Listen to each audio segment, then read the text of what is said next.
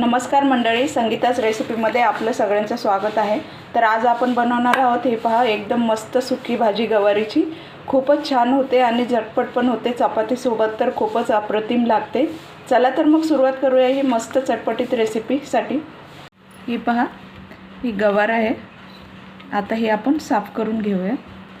हे पहा, हा पुढचा शेंडा काढायचा आहे आणि हे मागचं भाग पण काढायचा आहे थोडासा, आणि मग हे असे तुकडे करून घ्यायचे। असे आपण सगळी गवारी साफ करून घेऊया। चला, आपली गवारी साफ झाली। आता हिला धुवून स्वच्छ पुन्हा भाजून घेऊयात जराशी। हे पहा, गवार स्वच्छ धुतली। आता हे आपण भाजून घेऊया। हे पहा, ब्राऊन कलर झाला। आता गवार काढून घेऊ आणि फोडणी देऊया। 3 चमचे तेल घातले।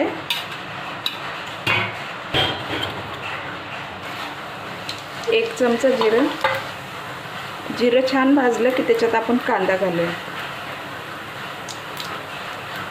इथे मी छोटे 2 कांदे कापून घेतले। छान परतून घ्यायचं।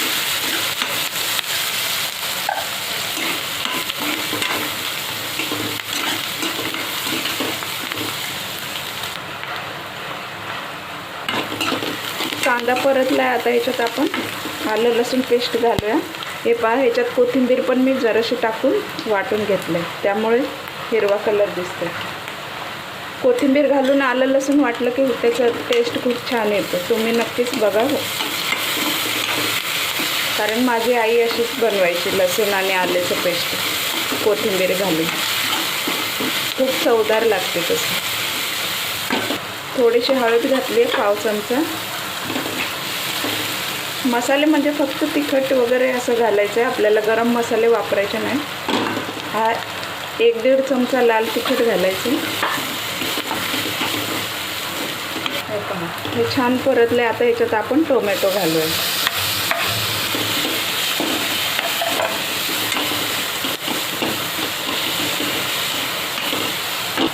गवार घालूया।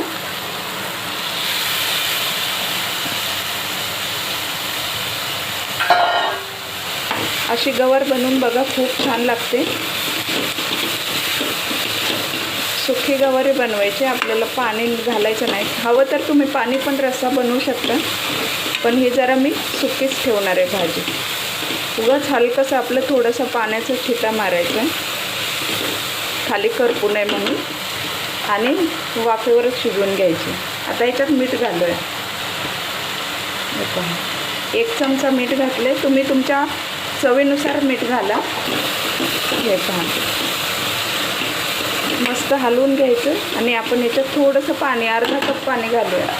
हे पहा, हे शिजण्यापुरतं आपल्याला पाणी घालायचं आहे, थोडंसं, जास्त पण नाही की खाली करपू नये म्हणून। आता हे आपण झाकून ठेवूया जरा 2-4 मिनिट, नंतर आपण चेक करूया आणि मग शेंगदाण्याचं कूट घालूया। बघूया कसं झालं।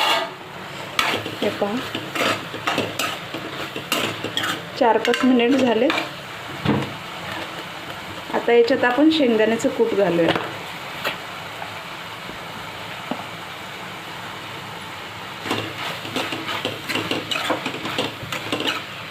आमच्या मराठवाड्यात कसं प्रत्येक भाजीमध्ये जास्त तर शेंगदाण्याचाच वापर केला जातो, त्याच्यामुळे आम्हाला शेंगदाण्याचं कूट नेहमीच लागतं।